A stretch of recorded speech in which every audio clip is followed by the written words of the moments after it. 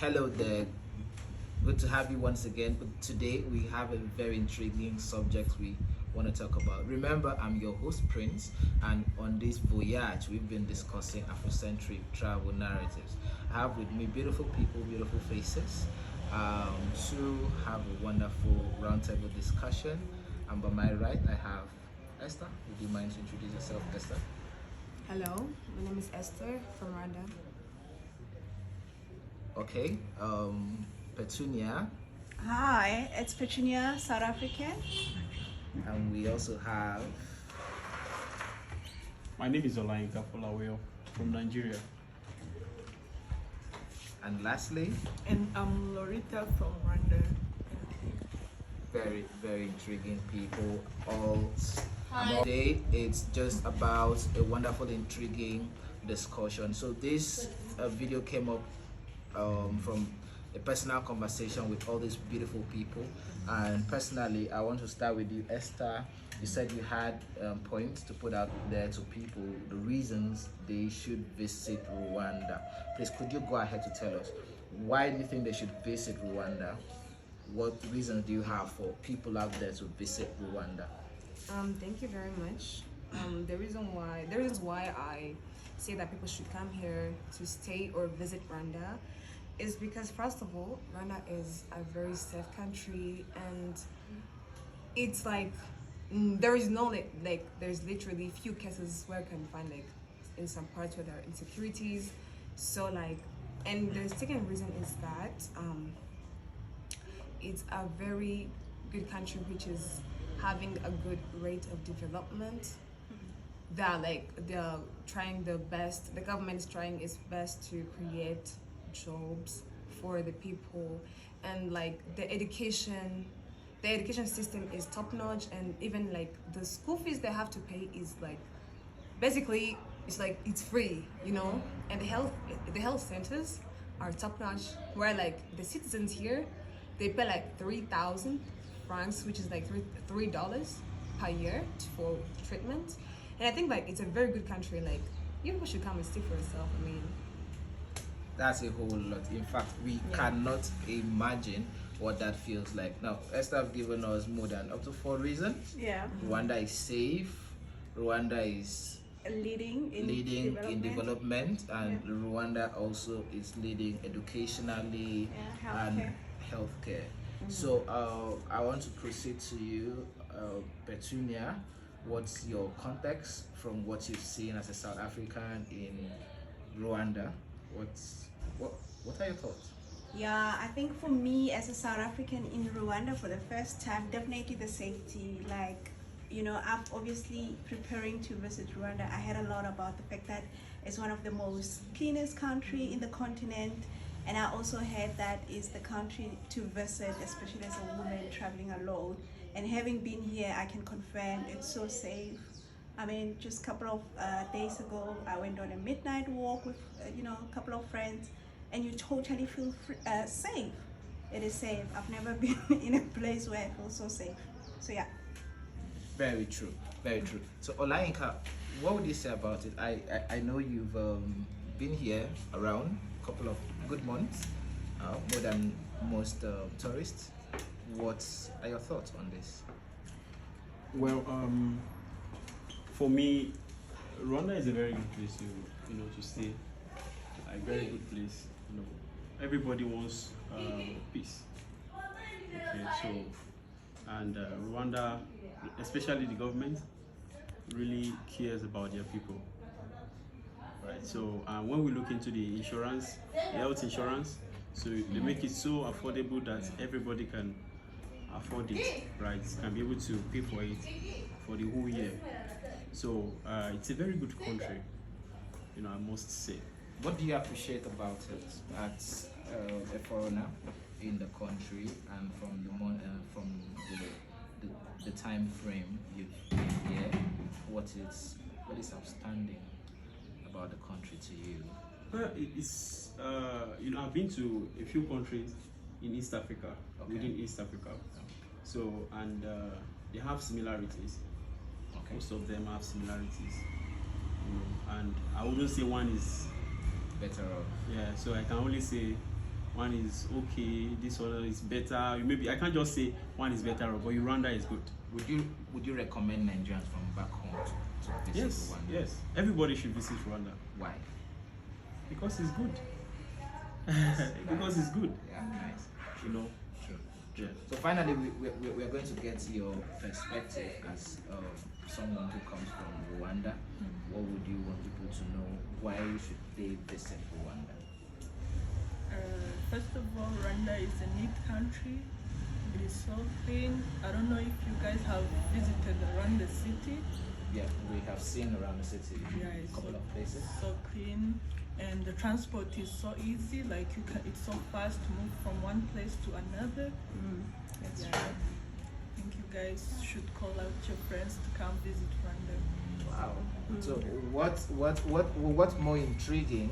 I want to talk, or I want to mention. I would love to mention and put out there is that for me, when I was checking things up about Rwanda, guys, I noticed Rwanda has a very unique history.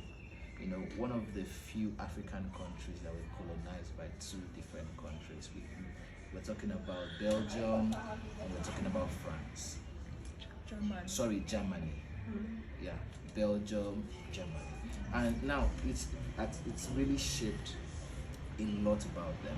And maybe just to put out there, I also know that they speak here Rwanda, Kinyarwanda. Rwanda, and they speak for Swahili would be a kind of regional language.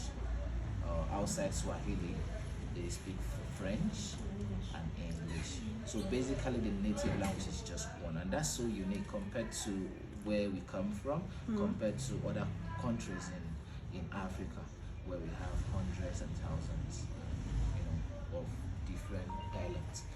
You know, it's unique. So, how does that make you guys feel? Everyone speaking one language. Esther, what would you say about that? As we have it in our national anthem, it says that our language connects all of us. So I think like it gives us like this type of connection where I feel like wherever you go, you won't have like a language barrier. Like you just be talking casually with other people because like we speak one language, and that's really perfect for us. I love it here. Yeah, it's like one Rwanda, one language. One Rwanda, one language. Yeah. One nation. Uniquely, uniquely. Petunia, what would you say in connection? How would you just oppose this with what's going on in South Africa in connection to dialects? I know there are Zulu, there's a whole lot, right? Yeah, sure. That's interesting. In South Africa, we have 11 official languages, so we are, multilingual country, and we've been having been here and just looking around and listening to people or speaking to different people. One of the things we noted was the fact that, for example, in South Africa, because of 11 official languages, if you move from one province to another, languages changes, and to avoid confusion, most people will default to English, just because it's difficult sometimes to tell if the other person will understand you if you speak in your mother tongue, for example. So we default to English. It is one of the 11 official languages, so we will use English across the country in most cases to communicate with one another. Oh, that's very wonderful. However, looking at 11 languages and comparing what happens in Nigeria, Olaika, what are your thoughts? 11 languages in Rwanda, one language, 11 languages in South Africa and Nigeria. I think that there is uniqueness in diversity. True.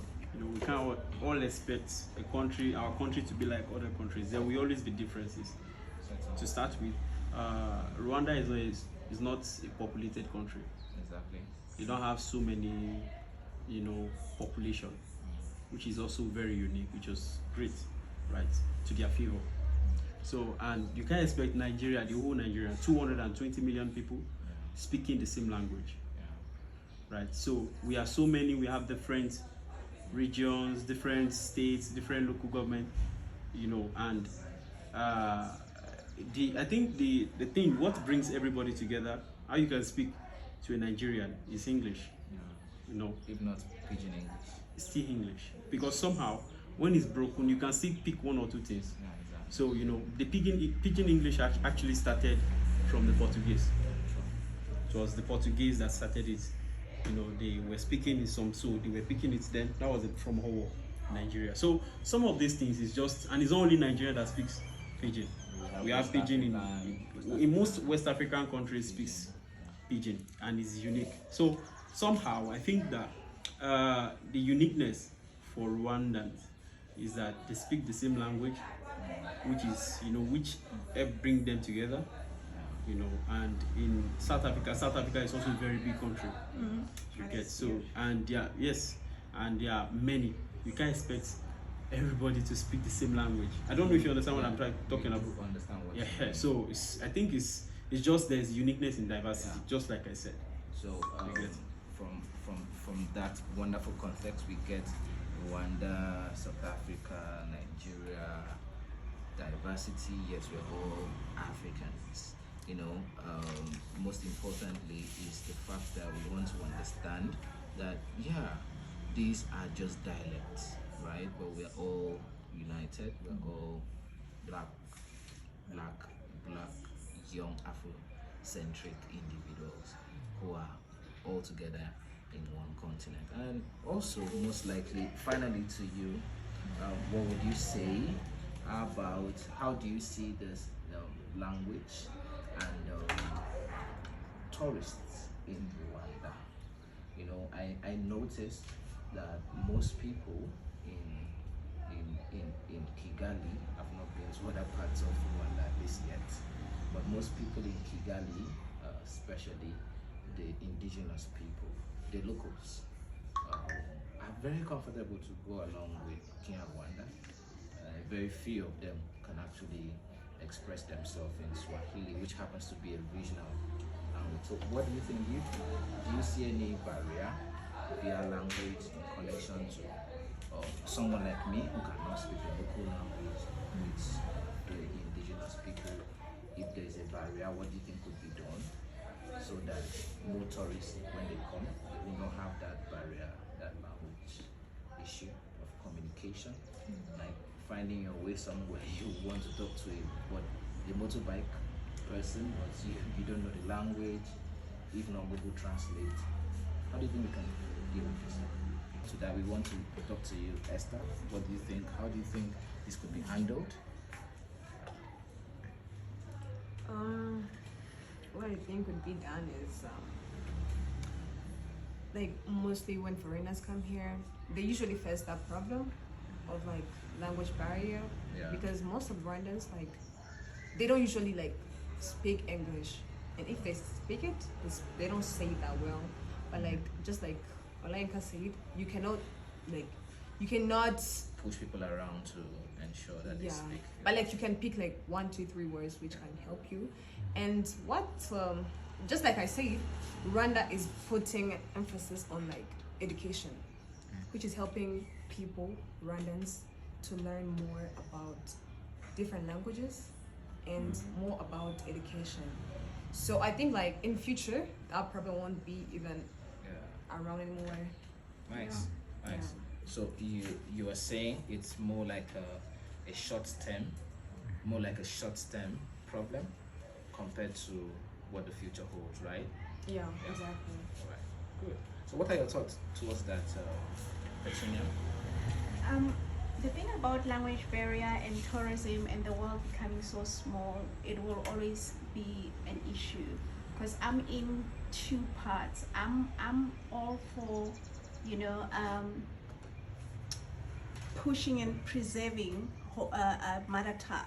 So if I'm a tourist in Rwanda and the language, you know, it's Kinyarwanda, it's up to me as a tourist, as a visitor in the country, to also learn the basics. So I'm all for that. But at the same time, I also understand that the world is getting even smaller. So the more languages we speak, the better we're able to communicate and travel across the world. That makes sense. But yeah, I'm all for keeping the mother tongue. Yeah, true. Olayinka, what would you say? Yeah, just like she said, you know, I believe in, just like you exalt your language, which is good.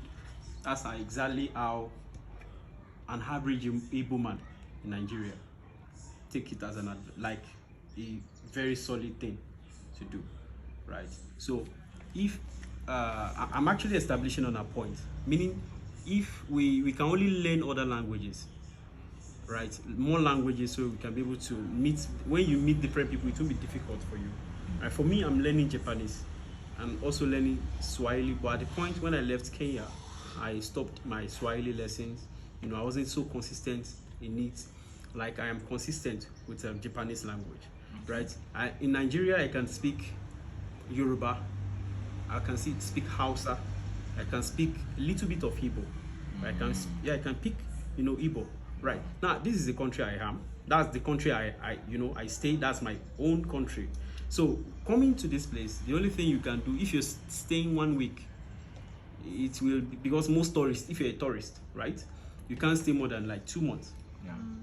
So like you can't stay more than 2 months or 1 month. Then, but if you want to live here for a while, you have to learn to, you know, survive. Yeah. But if you're staying as a tourist, it will be difficult for you to start picking languages, because learning language is actually it's very for me. I can pick language very fast, only the ones I'm not interested in, but not like that for everybody. True. You understand? So it's just the as you hold on to your language, you can also be open to learn other languages. Okay. True. It helps. True. And also maybe something I want to put out there is, maybe if you're planning to visit Rwanda, I would say learn the basics. Like what I learned today was Morankozi. Murakuze. Thank you. Means thank you. So when you just learn those basics, like I know basically for Swahili could be Karibu, welcome, Jambo, you know, Asante Sana. They also use Caribou here also. Yeah, that's the original like Swahili. Yeah. You know, when you learn those basics, it will help you. You know, language is something we use to identify with people And to connect. With people. You know, when you see someone speak a language, you feel at home. So you open up to the person. These are the basics. But finally, like, what would be your comments in connection to Rwanda language, and maybe what are your thoughts? Okay. So there was an issue around 2008 where people were studying in a French-based curriculum. Okay. So they came to change it, like adjusting it to put it in an English curriculum. So there's a barrier there. Like here in Rwanda, you can find someone who can speak French but not English. Sure. Okay. So that's kind of a language barrier, because you can, like, when you wanna bargain with a motorbike person, like you for some cases you find when you can speak French but he can speak English, and you are only able to communicate in English. So, but right now they're putting more efforts to study all the languages, Kiswahili, English, French, all these international languages that you can, so to stop the language barrier. Thank you so much. So outside that, I want to say thank you guys. Thank you Esther, thank you Petunia, thank you Layinka, and thank you Loretta. I also want to mention that still talking about Rwanda, the date of 7th of April is a very unique day, a unique date in the history of Rwanda.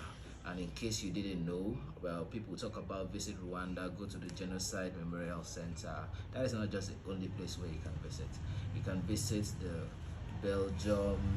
Belgian Peacekeeping Museum, where 10 peacekeepers of Belgium were killed.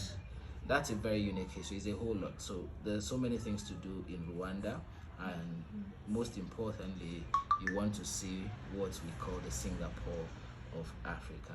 Thank you. Always we keep in touch, and see you next time.